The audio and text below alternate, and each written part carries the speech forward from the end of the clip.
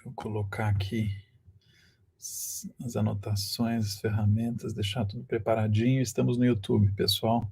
Vocês podem entrar lá. Eu vou colocar aqui o nosso boa noite. Razões óbvias, quem estiver assistindo ao vivo sabe por que está todo mundo de casaco. Bom, Gabriela Simval, Márcio Jaci, Aline, Anderson, estamos no YouTube e vamos lá. Eu sou João Correia, estou tocando essa série aqui, A Arte Conecta, com a intenção de ir compartilhando aí com vocês alguns dos conhecimentos, algumas dos projetos aí que me chamam a atenção. E o assunto de hoje é o que a pessoa mais poderosa no mundo da arte aprendeu com os cogumelos. E acho que para começar seria interessante ouvir de vocês quem é a pessoa. Olá, Se Poesia, estamos no YouTube falando sobre o que a pessoa mais poderosa do mundo da arte aprendeu com os cogumelos. Acho que para começar, quem é a pessoa mais poderosa do mundo da arte, da onde vem esse critério para atribuir que ela é a pessoa mais poderosa do mundo da arte. Vamos falar sobre isso, então, aqui. Esse é o nosso título de hoje, parece meio bizarro, mas ele vai ficar bem óbvio daqui a pouco, à medida que eu for explicando para vocês. E quem quiser assistir no Instagram, seja bem-vindo, seja bem-vinda, mas no YouTube a gente vai compartilhar aí alguns slides, algumas mensagens, tá? E então, continuando, a nossa meta aqui é que você saiba como fazer parte dos 3% das pessoas que entendem de arte contemporânea e são respeitadas pela sua visão de mundo. Acho que se a nossa meta é fazer parte desses 3%, acho que não tem como a gente fazer parte dos 3% se a gente ignorar, né, o resultado de uma pesquisa muito extensa, global, né, feita pela pessoa que é atribuída ali pela Art Review, essa revista inglesa, como a pessoa mais poderosa no mundo da arte, tá? Ela está no número 2 na lista, a gente vai ver, e eu vou explicar por quê. Apesar dela estar no número 2, eu estou considerando ela a pessoa mais poderosa no mundo da arte. E quem estiver assistindo, quiser colocar um boa noite, aí a gente já inicia a conversa. Então, esse é um conhecimento, acho que, como de costume, a gente coloca 3% como meta, mas acho que você está aqui, você já vai estar num grupo aí de ainda menor do que os 3% de pessoas que têm esse conhecimento, que é realmente raro ali e que pode diferenciar bastante ali. Olá, Cláudio, olá, Gabriela. E hoje, nesse conhecimento dos 3% de hoje, para entender a arte contemporânea, eu vou falar um pouquinho por que eu estou estudando isso, tá? Muitas dessas lives que eu faço é uma extensão aí que eu trago para vocês, os estudos que eu mesmo estou fazendo, e a gente vai entender o que a gente pode aprender, né? O que a Anna Tsing, né, que é a autora aí do livro de hoje, e a autora dessa plataforma curatorial chamado The Feral Atlas, né, o Atlas Feral, eu não sei como é que seria a tradução disso no português, e aí ela fala que ela aprendeu várias coisas aí, tem um monte, acho que daria para fazer umas 3, 4 lives sobre isso. Mas Heloísa Nozek, seja bem-vinda. Estamos no YouTube falando sobre o que a pessoa mais poderosa do mundo da arte aprendeu com os cogumelos. E uma das coisas que ela aprendeu é que é sobre a sobrevivência colaborativa em ruínas. Outra coisa que ela aprendeu é a violência do cultivo em escala. Esse é o livro aqui, tá? É o livro que é citado ali do perfil dela na lista dos 100 poderosos mais do mundo da arte, onde ela está na segunda posição. A gente vai ver também que ela aprendeu a importância das relações transformadoras, ela aprendeu também o custo do progresso, e tudo isso é um livro onde o cogumelo é o protagonista, e ela vai aprendendo tudo isso com o cogumelo, e é um cogumelo específico aí de uma espécie chamada Matsutake.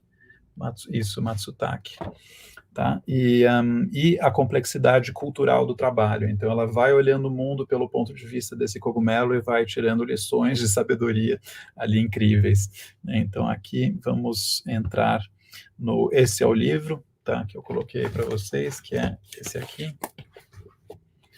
aqui, opa, The Mushroom at the End of the World, tá? O cogumelo, esse poesia, o cogumelo no fim do mundo. Tá? E fala aqui sobre a possibilidade de vida nas ruínas do capitalismo. Interessante, né, a revista Art Review está dando, né, como, né, todo esse poder, esse prestígio aí. Oi, Letícia. Oi, outro Har. Deve ser o que a Renata Har. É interessante ver a Art Review tá dando tanta importância ali, né, de colocar no número 2, acima o número 1, a gente já vai chegar lá. Não é um indivíduo, é uma entidade não humana, por isso que eu estou dizendo que ela é a mais poderosa, mas é interessante, né, ela está ali como a pessoa mais poderosa falando sobre esse assunto, né, essa relação do que a gente pode aprender com a natureza, que é fantástica. Muita gente no Brasil pesquisando esse assunto, acho que a gente tem uma vocação para isso, né, dada que a gente hospeda aí, né, a floresta amazônica, a Mata Atlântica e os povos originários. Acho que é um assunto muito relevante ali para nós.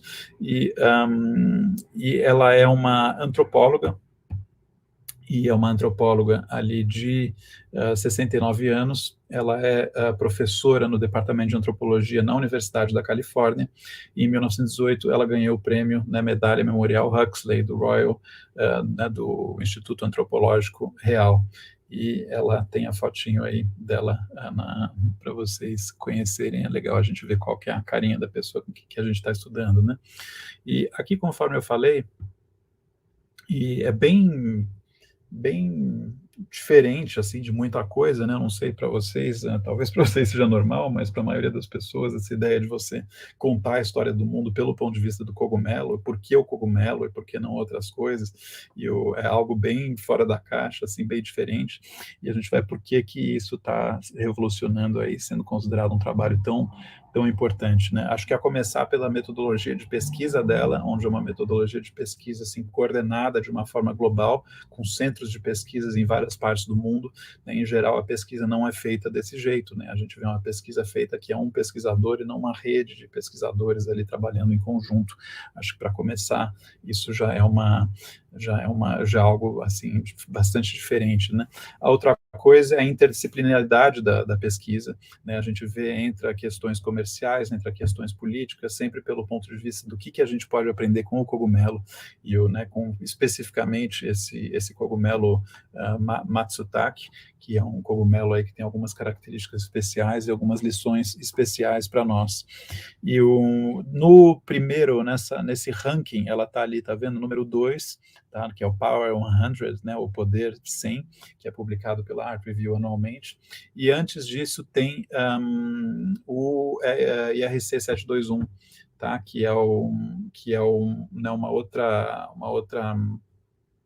configuração para falar dos NFTs. Tá? Então, os NFTs, né, é uma especificação, ali é um outro nome para os non-fungible tokens, né, os tokens não fungíveis, né, então isso realmente revolucionou aí o meio da arte em 2021 e ficou em primeiro lugar. E em seguida, é interessante que eles colocaram, né, um evento aí grande de tecnologia, que são os NFTs, que criaram a possibilidade de propriedade de dados, né, que criaram a possibilidade de um arquivo de dados valer, acho que foi 69 milhões de dólares, e em seguida, logo em seguida, eles colocam uma pessoa que realmente está falando da natureza, né? A gente vê esse conflito ali, esse embate entre nosso aprendizado, a revolução que a tecnologia e a natureza estão trazendo aí para nossa vida. A Anna Tsing,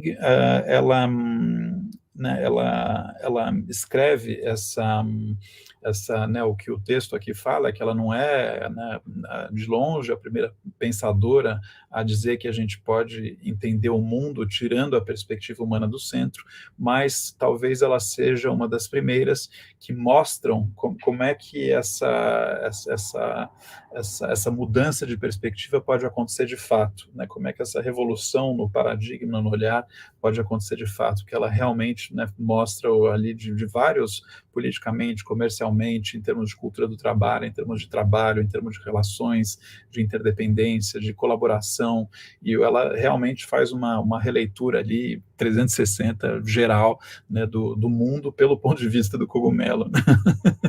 Uma coisa que parece engraçado, parece bizarro, mas é uma grande sabedoria, e por isso que ela está chamando tanta atenção aí nos circuitos da arte.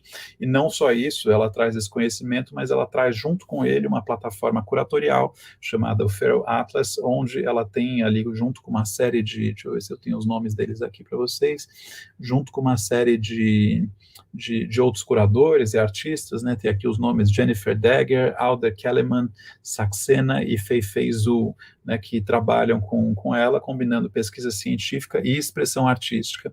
E ela vê como responsabilidade ali da arte reimaginar o antropoceno, né, que é essa visão do mundo tendo o humano ao centro, para que a gente possa sobreviver a ele. Então, ela, ao mesmo tempo que ela é antropóloga, que ela faz uma pesquisa aí, né, de um cogumelo, e ela está fazendo isso, responsabilizando um pouco né, a arte de reimaginar como é que a gente pode ver o mundo de outra forma. Olha que interdisciplinaridade bacana da antropologia, né, com a arte, com a ciência, com a natureza, e é uma fusão aí muito, muito interessante. Curso de pintura, seja bem-vindo.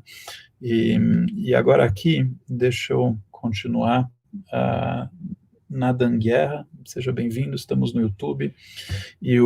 Por que eu estou estudando isso? Acho que eu tenho um princípio de que se tem uma pessoa que produz, né, eu estou fazendo um livro agora, meu livro está, sei lá, levando 2 a 3 anos para ser feito, né, esse aqui eu imagino que tenha muito mais pesquisa que isso. Então, se você tem anos e anos de pesquisa que você pode consumir por, sei lá, não lembro quanto custou, né, mas que seja $15, $20, né, que é o suprassumo do conhecimento de uma pessoa que é considerada, né, a mais importante no mundo da arte, acho que a gente não tem escolha a não ser mergulhar nesse conhecimento, se a gente quiser estar antenado com o que está acontecendo. Então, isso é uma das razões pelas quais eu estou pesquisando. Acho que uma segunda razão é, como eu falei, acho que o Brasil tem vocação para esse tipo de pesquisa nessa trilha, então eu acho que é ali uma razão a mais para a gente estar se antenando com o que está sendo feito. E aí, isso eu recomendo aí, quem está aqui, está interessado em, né, ou a gente fala em fazer parte dos 3% das pessoas que entendem a arte contemporânea, isso vai ajudar muito a gente a entender a arte contemporânea, entender um ranking, entender as prioridades. Oi, Drica, estamos no YouTube, e certamente, né, vai amadurecer a nossa visão de mundo e levar ali a gente, né, a ter uma visão de mundo muito mais madura e muito mais sábia, né? Então, acho que tirar a gente um pouco desses modelos aí da mídia, desses modelos da televisão e colocar a gente para pensar de uma forma diferente, né? Eu não leio o que a maioria das pessoas lê, e acho que eu recomendo vocês fazerem o mesmo, e a gente vai amadurecendo a nossa visão de mundo. Então, para começar, acho que tem muita coisa que dá para ser dito, até fiquei pescando aí no livro, e começa-se, né, talvez nessa primeira lição, né, com algo assim meio óbvio, né, ela fala da questão da bomba de Hiroshima, e esse cogumelo, o Matsutake, tem uma história sobretudo no Japão, é muito cultivado ali no Japão, cultivado ali entre aspas, a gente vai ver essa questão do cultivo, não é um cultivo como o cultivo dos demais. Oi, Júlio, tudo bom? E aí então, uma primeira coisa é essa questão mesmo da estética, da forma, né, que falam que a bomba, né, gera essa fumaça, essa explosão em formato de cogumelo. Mas dando um próximo passo, essa bomba ela é muito representativa para o que os humanos estão fazendo com o planeta, esse paradoxo do potencial, né, de construção e de destruição do progresso ao mesmo tempo. E aí esse cogumelo, assim como, né, os ratos, as pombas, as baratas, assim, eles de alguma forma eles surgem nos ambientes que foram muitos destruídos, ali nas ruínas da humanidade. Então é como se fosse um cogumelo que surge né, tem o cogumelo da bomba, e aí você tem o nosso cogumelo protagonista aqui do livro dela, da aula de hoje, que é o Matsutake, que surge nesse ambiente. E aí a gente pode aprender muita coisa com o cogumelo que surge nesse ambiente, porque o que acontece? A gente está entrando numa era onde, né, de acordo ali com a autora, onde a gente vai, né, a gente está vivendo em precariedade, pode ser que a gente, né, esteja sempre vivendo em precariedade, ou a gente está numa era onde a gente se tornou sensível à precariedade. Ela coloca esses dois ângulos, né? E aí ela fala que para a gente entender como a gente vai sobreviver na precariedade, se a gente entender o papel desse cogumelo, o papel, como ele lida, como ele sobrevive às ruínas e como ele se comporta nessas ruínas, né, como ele gera a vida e como ele alimenta a vida de uma forma, né, com relações transformadoras aí com as árvores, e de uma forma muito peculiar, a gente pode reinventar a nossa filosofia de como a gente se coloca no planeta. Né? Então, ela não é brincadeira aí a mudança de paradigma aí filosófico que ela propõe. Fabrício Tchaik, seja bem-vindo, estamos no YouTube. E aí tem algum textinho aqui que eu recortei para ler para vocês. Ela fala, né, a vontade do Matsutake de emergir em paisagens explosivas, né, e terrenos baldios, onde passaram bombas, né, e nos permite explorar a ruína que se tornou a nossa casa coletiva. O Matsutake são cogumelos selvagens que vivem em florestas perturbadas pelo homem. E a autora é a Anna Tsing. Se você estiver olhando o YouTube, Fabrício, deixa eu colocar aqui para você. E Ana, ela tem um outro sobrenome, tá? Esse Tsing é o mais curtinho que você coloca e você consegue. Fabrício que gosta de yoga, gosta de comida natural, e está nessa vibe, né? Oi, Sally Williams, que saudade, quanto tempo. E aí ela fala, e como ratos, guaxinins e baratas, né, esses seres estão dispostos a tolerar as bagunças ambientais que os humanos fizeram. Mas esses cogumelos não são pestes, eles são guloseimas gourmets. Né, são cogumelos bem caros, são raros, eles dão 2 meses por ano, não é difícil, não é fácil achar eles, não dá para cultivar eles em escala, assim como cana é cultivado, assim como muita coisa é cultivado, e eles chegam para começar a recuperar esses ambientes e destruídos ali pela humanidade e começar a trazer a vida de volta. Né? Então, olha que lição filosófica interessante que a gente pode aprender com eles, como voltar, como se recuperar dos danos que a gente mesmo causa. Então, acho que isso é uma primeira lição, a sobrevivência colaborativa, né, em ruínas. Eles são um exemplo disso, a gente já vai ver como é que eles colaboram. Tá? A gente vai falar um pouco né, agora a gente vai falar sobre a violência do cultivo em escala. Tá? Então, que é a nossa lição número 2. Então, o cultivo em escala, né, é uma coisa que, de acordo com a autora, ela fez uma pesquisa aí, né, partindo sempre do cogumelo, ela voltou historicamente na história das plantações, na história de como essas plantações são feitas em escala, né, porque a cana você coloca na terra e espera um pouquinho e ela brota. Né, e ela brota e todas elas são meio parecidas umas com as outras, independente da relação que elas têm entre si, ou com o meio ambiente, ou com as outras espécies. Né? O cogumelo Matsutake não é assim, ele não pode ser cultivado em espécie, porque ele tem uma relação muito única com as espécies que estão em volta. A gente já vai explicar essa relação. A cana, ela não é, né, ela segue, e a grande maioria do que a gente consome, né, acho que arroz, laranja, né, você planta e ele brota independente da relação com as outras espécies. Você precisa ter uma terra fértil, você precisa ter um meio ambiente adequado, mas não é a relação de troca, não é a relação de entender a vulnerabilidade da outra espécie, entender o que você tem para oferecer e gerar uma troca, né? A Sally colocou assim, que lindo, né? E é uma coisa realmente muito linda, muito poética, como é que essa troca, como é que eles identificam né, a árvore a hospedeira e o cogumelo e a necessidade de carboidrato. O cogumelo fornece um carboidrato, a gente já vai explicar isso. Oi, Graça Guarani, estamos no YouTube falando sobre o que a segunda pessoa mais poderosa no mundo da arte, a pessoa mais poderosa, a primeira é o NFT, né? Aprendeu com os cogumelos, apareça no YouTube, é só clicar no link na bio. E aí ele fala, né, que a cana-de-açúcar foi levado do velho mundo ali para o novo mundo, e teve pouquíssimas relações interespécies, né, então elas são relativamente alheias ao encontro. É como se você chegasse, você se encontrasse com alguém e você saísse totalmente alheio, né? Não transformado por esse encontro, né? Tem uma relativa ali, uma, né, autossuficiência, né? Então a gente viveu, esses plantios eram todos autossuficientes, não tinha uma troca, não tinha uma interdependência, não tinha uma sensibilidade ao encontro, né? Então, quando você tem, né, eu coloquei o nome dessa lição, a violência do cultivo em escala, porque o que acontece? À medida que você vai escalando, você vai tirando as outras espécies para fazer esse cultivo de espécies autossuficientes, né? E aí essas espécies chegam lá e elas são alheias ao encontro, e você deixa de considerar as diferentes temporalidades, né, das outras espécies. Cada um tem o seu tempo, cada um tem o seu jeito de crescer, cada um tem sua Manuela Silva, né, cada um tem a sua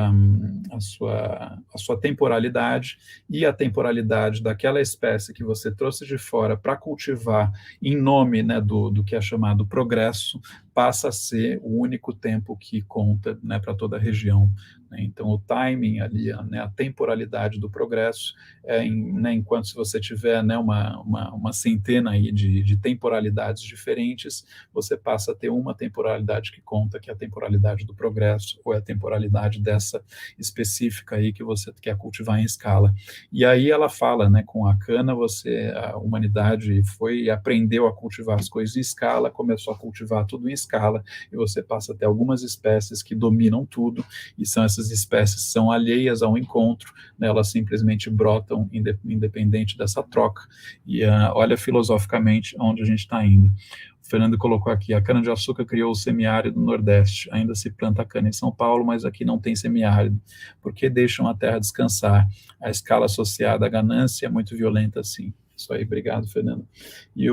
Então, essa lição número 2, né, a violência do cultivo em escala, que às vezes a gente nem percebe, quando a gente começa a entender como é que esse cogumelo funciona, a gente vê o quanto ela é violento, tá? Acho que a gente pode perceber de outros jeitos, mas ela vem e acrescenta bastante aqui. Vamos lá, lição número 3.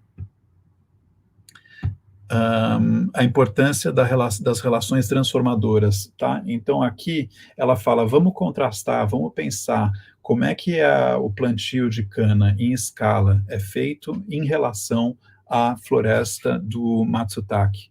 Então, eles falam que, diferentemente dos clones de cana-de-açúcar, né, como cada espécie, né, cada cana que você vê é praticamente um clone da outra, né, o que me faz entender, eu não conheço a fundo esse cogumelo Matsutake, mas me faz entender que eles são realmente diferentes um dos outros, né. Os cogumelos Matsutake evidenciam que não podem viver sem relações transformadoras com outras espécies. Aí ela explica aqui, os cogumelos Matsutake, são os corpos frutíferos de um fungo subterrâneo associado a certas árvores da floresta. Então, eles têm essa relação com as árvores, o fungo, e aí eles são esses corpos frutíferos dessa relação. O fungo obtém os seus carboidratos em relações, né, de troca mutual com as raízes das suas árvores hospedeiras, né? Então, tem uma troca de carboidrato, né? Então, ele nota se você tem várias árvores, que árvore que tem menos carboidrato, que árvore que tem mais, e aí ele vai administrando essa árvore para que os mais fracos se fortaleçam. Vinícius Fragata, estamos no YouTube. E aí ele coloca, Matsutake possibilita que as árvores hospedeiras vivam em solos pobres, né, sem humus fértil, porque eles estão, né, nutrindo e sendo nutridos pelas árvores. Olha que interessante, né, quando a gente falou ali nos slides anteriores de que eles nascem nas ruínas, eles permitem que as árvores nasçam nas ruínas também, porque eles geram essa dinâmica de alimentação que permita que elas, né, mesmo quando o solo não é fértil, as árvores possam sobreviver. Olha que espécie ali, que guloseima iluminada, o quanto a gente tem a aprender com ela, né? Edição é um livro que é deixa eu ver, 321 páginas, explicando em detalhes o que a gente pode aprender aí filosoficamente, comercialmente. A gente já vai entrar no que a gente pode aprender na questão do trabalho também. Tá? Então, isso, assim, sem se estender muito, essa é a lição número 3. Vamos para a lição número 4. e essa questão dos cultos do progresso. Tá? E aí ela fala um pouquinho sobre que os seres humanos, né, acho que a gente tem a nossa arrogância humana, onde a gente acha, né, que enquanto a gente imagina que os humanos são feitos pelo progresso, né, a gente acha que a gente também prende os não-humanos essa estrutura imaginária. Né? Então, os humanos vão lá e criam esse conceito, essa narrativa de progresso, e os não-humanos passam a estar todos dependentes, né, e sujeitos a essa estrutura imaginária do progresso. E aí, coitados, né, fica todo mundo, a diversidade, aí a biodiversidade, à mercê. E aí ela dá um exemplo aí da história de Oregon, né, onde ela é americana, né, então ela vai falando sobre as ferrovias, sobre o progresso, e como as ferrovias remodelaram a paisagem, como elas remodelaram o nosso destino, a forma como a gente se locomove, e aí ela fala como elas destruíram as florestas, e aí ela fala que a gente, né, ela reforça esse ponto, que a gente vê o mundo como sendo né, o progresso como sendo uma forma da gente conhecer o mundo, mas o progresso não só ele é presente na nossa leitura do mundo no sucesso, mas também no fracasso. Né? Quando a gente está com um sentimento de fracasso, a gente continua a ver aquele fracasso como, né, o progresso como uma forma de sair daquele fracasso causado por ele, para começar. Então, é um livro que bagunça a cabeça, acho que vocês já estão percebendo, e a história do declínio não oferece sobras nem excessos, nada que escape ao progresso. O progresso ainda nos controla, mesmo em histórias de ruínas. Né? A gente vê bomba atômica, a gente vê desmatamento e tudo, e aquela história do progresso, aquele fetiche continua nos controlando, né? Então, esse é um quarto ponto, a gente olhando, né, para o cogumelo e entendendo, né, como a gente pode ser mais respeitoso da natureza, as múltiplas temporalidades, essas relações de troca transformadora, a violência da coisa em escala, a gente repensa o progresso por um outro ângulo, né? E ver os custos do progresso. Aí ela tem um outro capítulo que é bastante extenso também, que é toda a questão do que a gente pode aprender sobre o trabalho. E ela fala que como esses cogumelos não podem ser cultivados em escala, né, como eles brotam ali de acordo com as condições e com as próprias regras, os pickers, né, os catadores deles, que tem que ir atrás, se torna quase que uma caça ao tesouro, assim, uma brincadeira encontrá-los. Então, quando eles estão indo trabalhar, eles vão trabalhar como se eles estivessem saindo de férias. Eles levam a família, eles se divertem com a comunidade dos catadores, e como é relativamente difícil de encontrar, eles são muito bem pagos, e eles são mais bem pagos do que quando eles trabalham no supermercado. Aí ela conta a história de uma pessoa, de um dos catadores, que quando trabalha para o Walmart, para o supermercado, ele ganha $11,50 a hora, e quando ele fica doente, né, o pessoal deixa ele descansar em casa, porque para ele ganhar $11,50, ele teve que abrir mão do seguro-saúde, né? Então, e aí até que chega uma hora ele fala, não, eu ganho mais dinheiro catando os cogumelos, porque é mais divertido, né, eu ganho mais dinheiro e eu me divirto, eu não me sinto trabalhando, e ele começa a repensar a relação dele com o trabalho, né, quando ele compara os dois cenários, né, quando ele trabalha para o supermercado e quando ele trabalha catando os cogumelos, né, e parece que é uma comunidade divertida dos catadores de cogumelos, onde eles se divertem trabalhando, onde eles conversam e dão risada entre si, onde eles levam filho e esposa e fica uma coisa meio familiar. Então tem aqui um artigo na revista New Yorker que conta a história de um desses catadores, tá? É um artigo de 2007, chama-se Os Caçadores de Cogumelos.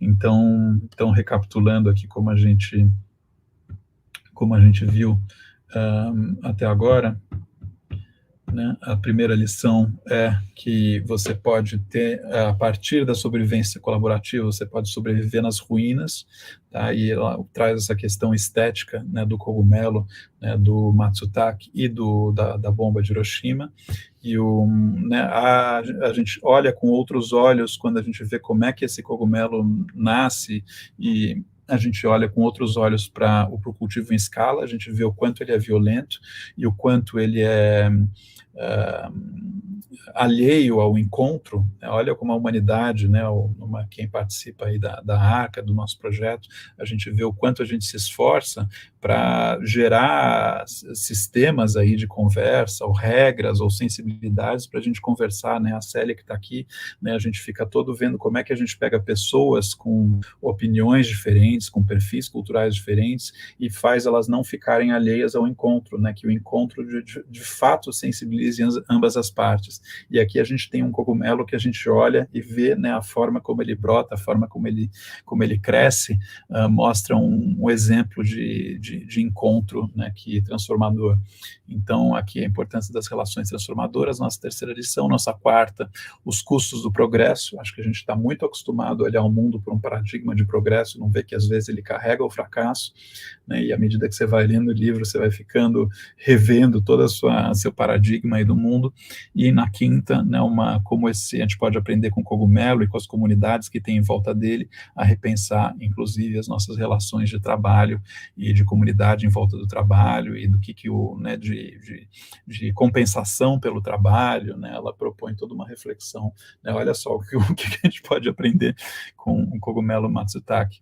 Bom, como é que isso tudo vira arte? Por que eu estou falando? É claro que eu estou, né, se ela é uma das pessoas aí mais poderosas no mundo da arte, acho que isso é um assunto para a gente olhar, e se ela cria uma plataforma curatorial, e se ela cria um livro aí que é um best-seller, eu acho que a gente tem que olhar e estudar isso. Mas, além disso, né, como é que isso vira arte na prática, assim, o que é exposto? Tá, isso é alguma das, eu até trouxe aqui, deixa eu ver se, depois vou compartilhar, trouxe alguns prints para vocês, tá, esses são alguns prints dessa plataforma que ela criou, chamado The Pharaoh Atlas, né? E aí, né, nessa imagem, ela fala um pouco, né, quando os europeus invadiram as Américas, né, no final do século XV, eles vieram para cá e eles trouxeram um monte de micróbios, de animais que invadiram as Américas, né, junto com eles. E aí milhões de nativos americanos morreram de doenças eurasianas, então ela começa a criar ilustrações, ela não, nessa comunidade aí né, de artistas e curadoras que trabalham junto com ela, a criar imagens e uma espécie de enciclopédia, né, de espécies e imagens. Aqui a gente vai ver uma próxima que fazem a gente refletir, olha só essa imagem que forte, faz a gente refletir, né, quais são essas estruturas de poder, né, eles falam nessa grade, você vê que essas casinhas são construídas como se fosse uma grade, né, como se fosse em cima de um papel quadriculado, ou né, tem algo ali, a gente vê a civilização, a gente vê os porquinhos ali se amamentando, a gente vê esse duto, né, de como se estivesse tirando o leite do porquinho, ou se estivesse tirando um leite de um lugar que a gente não vê ali exatamente onde é na imagem, aí passa o caminhão, e em cima a gente vê coisas que parecem cordas, mas também parecem a natureza. São imagens que representam um pouco a nossa confusão mental na atribuição aí de valores, né, nesses momentos né, de progresso e de repensamento aí que a gente está vivendo. Aqui, está vendo essa imagem? Essa terceira imagem mostra aí né, a paisagem do capitalismo, né, que pode ser, né, é um investimento que pode ser transformado em mais investimento. Então ela vai, de alguma forma, usando a arte para ilustrar essas sombras, essas visões, essas psicológicas, né, que a gente tem à medida que a gente vai debatendo essas lições todas, essa história de tudo que a gente pode aprender com esse cogumelo até agora. Ela usa, né, a arte para ilustrar isso, e ela coloca isso num ecossistema. Deixa eu ver se eu consigo compartilhar aqui com vocês, compartilhar a tela, tab. Isso, vou compartilhar com vocês agora esse Pharaoh Atlas, tá? Então, essa é o site ali, tá vendo? Curado e editado por Anat Singh, Jennifer Deger, Alder Kellerman, Saxena e Fei Zhu. E aí você tem o The Pharaoh Atlas, The More Than Human, o antropoceno mais do que humano. Olha só, então é você colocar no centro, algo que é além dos humanos. Olha que chique, tem o apoio da Universidade de Stanford, né, e da imprensa de Stanford. Eu não sei se esse livro acho que é impresso por Princeton. Olha como ela está ali nos melhores ambientes aí de Princeton e Oxford. Olha que chique, o livro dela é produzido por Princeton e Oxford. E aí quando a gente entra, aqui se a gente pegar o texto fala, o Feral Atlas te convida para explorar os mundos ecológicos criados quando entidades não humanas, né, se tornam, né, tangle up, né, entrelaçadas ali com a infraestrutura humana, dos projetos humanos. Então, olha que interessante. Então, aí a gente entra no Feral Atlas e aí a gente começa a ver, tá, essas diferentes, tá vendo Brown, Plantofer, aí a gente começa a poder estudar essas Yellow Fever Virus, né, o vírus da febre amarela, Chestnut Disease, né, Chestnut, como é que se fala isso em português? Não vou lembrar agora. E o Cattle in Grass, né, a vaca e a grama. E aí a gente pode entrar aqui, Overburden Capital, Tizon, vamos entrar aqui deixa eu ver, os crabs, como é que são os caranguejos. Então a gente pode entrar, vamos entrar aqui nos caranguejos. Tá vendo? E aí a gente tem toda essa arte incrível de animação, e aí acho que a gente vai fazer uma leitura. Vamos ver como é que funciona. Aí tem que explorar, é meio videogame, meio enciclopédia, meio filosofia, uma mistura, meio fauna in chlorinated water. Tá? Então aqui está falando água com cloro. Eu acho que ela deve estar trazendo aqui nessas obras essa perspectiva, né, de ter algo além dos humanos no centro. Então acho que a gente deve passear aqui por esses ambientes que a gente conhece, mas com uma perspectiva além da humana. A gente teria que, acho que aqui quando tem um pontinho, é dizer, mosquito transportado with stored water. Tá vendo? Esse tipo de mosquito, ele é transportado com água estocada e corpos cativos.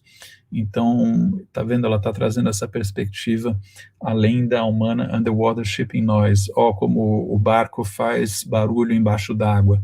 Tá vendo? Então, ela cria essa paisagem que para a gente é conhecida, mas se a gente olha para um barco e a gente, sei lá, se imagina tomando champanhe e se divertindo no barco, ela apresenta o que isso representa para nossa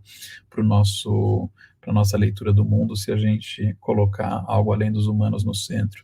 Vamos ver onde é que tem outro pontinho. Aqui, tem outro pontinho. Meio fauna, é água com cloro. Rats spread through colonial sewer system, o quanto os ratos se espalham por um sistema de esgotos colonial. E aqui, vamos ver, monocrop sensitive potato blight, isso eu não vou saber traduzir. Ghost water from Setter Public Waters, uma água ghost water, o que será que quer dizer essa impressão? Uma água fantasma de trabalhos assentados, sedimentados. Acho que eu não vou conseguir traduzir, mas olha como esse Feral Atlas vai mexendo com a nossa leitura do mundo. American bullfrogs escaping from breeding pens, né? E aqui eu não sei se a gente pode clicar. A gente pode clicar. Olha só, a gente clica e a gente entende ainda mais qual que é a repercussão do que estava escrito naquela legendinha.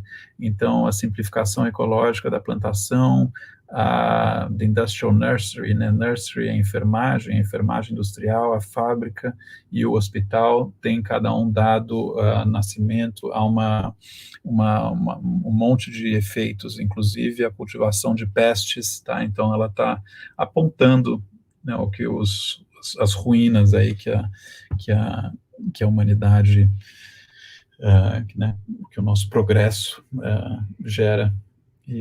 Oi, Jucirã, boa noite. E que o nosso progresso gera. Então, sugiro vocês entrarem lá. Oi, Meire, tudo bom?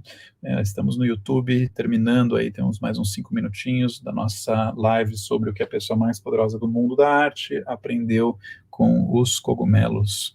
E aí sugiro vocês entrarem nesse Feral Atlas, vou colocar o link aqui para vocês e se divertirem, tem muita coisa lá, mas à medida que você vai passeando por ele, a nossa visão do mundo vai... Cadê? Vou colocar aqui para vocês. A visão do mundo vai mudando. Não é lindo essa colaboração aí de antropologia com arte? E deixa eu voltar aqui. Isso, vou colocar de volta aqui a nossa apresentação. E aí, enfim, alguns insights, acho que eu falo para as pessoas regularmente, aí, se a gente quer entender a arte contemporânea, a gente precisa entender essa dinâmica de interdisciplinaridade. Olha que interessante, né, um trabalho feito por, né, uma antropóloga, junto com curadores, com artistas, acho que isso é algo que eu estou sempre falando, e acho que tem um outro texto importante. Oi, Fábio Sampaio, estamos no YouTube, tem um outro texto importante que é bacana, fala qual que é o futuro da etnografia, né, quando você faz uma leitura, assim, do ponto de vista de um outro ser, né, no caso de um cogumelo,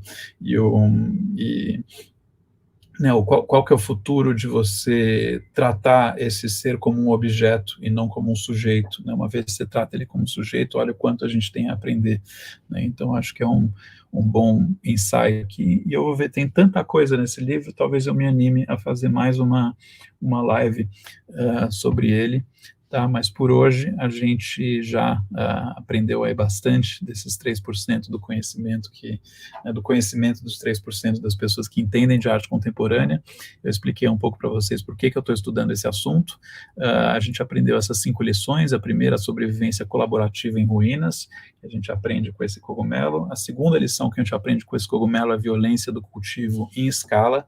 Eu nunca tinha pensado desse jeito sobre o cultivo em escala, né? Já tinha ouvido que é uma atrocidade, mas essa questão das múltiplas temporalidades, essa questão dessas relações, né, que é a nossa terceira lição, né, dessas relações transformadoras, né? Eu não tinha pensado nessa diferença entre a cana-de-açúcar e o cogumelo, né, o quanto as relações são diferentes e qual que é o impacto ali, até filosófico, assim, para a gente, se a gente for aprender com né, o quanto a humanidade, filosoficamente, estava muito nessa questão, nessa visão de cana-de-açúcar, né, onde você planta e ela brota e todas são meio parecidas, elas não têm alguma característica única do contexto onde elas nascem.